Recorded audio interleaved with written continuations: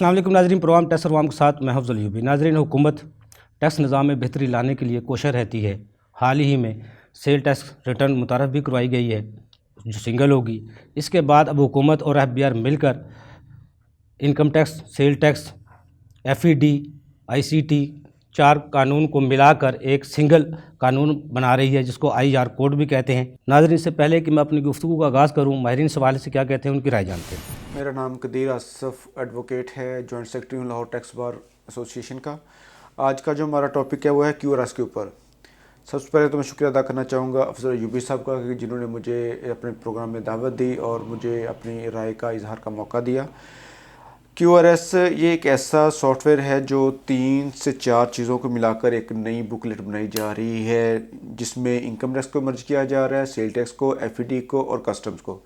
ये एक नहायत ही अच्छा और बहुत खूबसूरत स्टेप है FBR का, और जिससे सारी चीज़ें एक पेज पे आ जाएंगी। और मेरा ख्याल है कि ये इससे अच्छा स्टेप और कोई हो नहीं सकता। लेकिन इसमें कुछ चीज़ें हैं जो डिपार्टमेंट को और FBR को, जिन लोगों को साथ मिला के चलना चाहिए, वो स्टेक होल्डर्स। FBR को चाहिए कि Pakistan tax bar, Lahore tax bar और सियालकोट टैक्स बार, इस तरह दीगर जो टैक्स बार्स हैं पाकिस्तान के अंदर, उनके साथ इनको मशावरत करनी चाहिए, कोऑर्डिनेशन करनी चाहिए। कोऑर्डिनेशन करने के बाद उनकी आरा को प्रिविलेज देनी चाहिए, ना कि वो अपनी ही मनमानी करें। जब वो अपनी मनमानी करेंगे, अपने लॉज बनाएंगे, तो फिर टैक्स बार्स पीछे रह जाएंगी और टैक्स बार्स उनको वो गाइडेंस दे सकती हैं जो प्रैक्टिकल हो सकती हैं। ठीक है, ये बहुत ही अच्छा एक स्टेप है जिसमें सारी टैक्सेशन वन पेज पे आ जाएगी। दूसरी इसमें सबसे बड़ी चीज़ ये है कि इसको एरर फ्री होना चाहिए।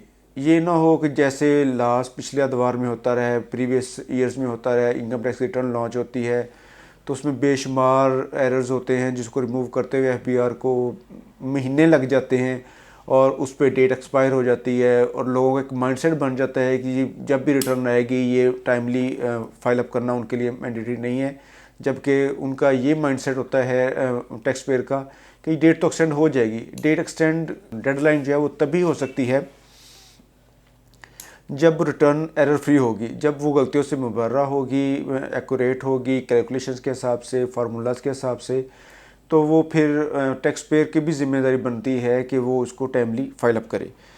और दूसरी सबसे इम्पोर्टेंट चीज़ ये है कि ये जितने भी स्टेप्स हो रहे हैं, ये QRS सिस्टम का स्टेप, ये लॉन्ग टर्म होना चाहिए, ना कि कुछ अरसे के बाद ये फ्लॉप हो जाए। जैसे पहले मैनुअल रिटर्न थी, फिर उसके बाद कंप्यूटराइज आ गई, फिर उसके बाद एक और सिस्टम आ गया, और लास्टली अभी जो IRS का सिस्टम चल रहा है ये कुछ बेहतर है उनसे।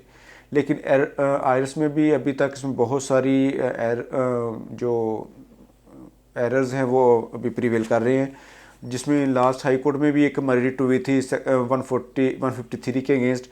उसमें डिपार्टमेंट ने आके अपना अंडरटेकिंग दी थी कि उसको रिमूव कर दिया, लेकिन वो नहीं हो सका। और उस पर उन्होंने ये किया था कि हम अपनी जो है ना वो मैनुअल एक्सटेंशन टैक्स पेयर्स को देनी शुरू कर दी थी, वो भी स्पेसिफिक केसेस में। तो ऐसे ही जैसे अभी FBR ने एक नई रिटर्न लॉन्च करवाई है, सेल टैक्स की 1 पेज रिटर्न, जो कि इंतहाई बहुत और अच्छा स्टेप है और इसको चलना चाहिए। लेकिन इसमें कुछ चीज़ें लाहौर टैक्स बार ने, कराची टैक्स बार ने और दीगर टैक्स बार्स ने FBR रिकॉर्ड करवाई हैं। अब देखिए उस पर FBR क्या करता है कि किस तरह से उनको लेके चलता है, उन एरर्स को किस तरह से देखता है। अगर तो वो टैक्स बार्स की रिकमेंडेड सजेशंस को लेके चलता है जो कि प्रैक्टिकल सजेशन है, क्योंकि टैक्स कंसल्टेंट्स जो हैं वो प्रैक्टिकल फील्ड में होते हैं। लॉज बनाने वाले को, लोगों को नहीं पता होता कि प्रैक्टिकल लाइफ में क्या प्रॉब्लम्स आ रही हैं, वो सिर्फ टैक्स कंसल्टेंट्स और जो बार्स हैं वही बता सकती हैं। इसलिए FBR को चाहिए कि कोई भी स्टेप करने से पहले, कोई भी चीज़ लॉन्च करने से पहले मुतलका टैक्स बार से, लाहौर टैक्स बार एशिया की सबसे बड़ी बार है, कराची टैक्स बार है, सियालकोट टैक्स बार है, सरगोदा है, फैसलाबाद है और दिगर टैक्स बार्स हैं जिनकी जो आरा है, वो तजावीज़ हैं, वो प्रेफरेंस होनी चाहिए और FBR को उस पर सीरियसली होकर सोचना चाहिए।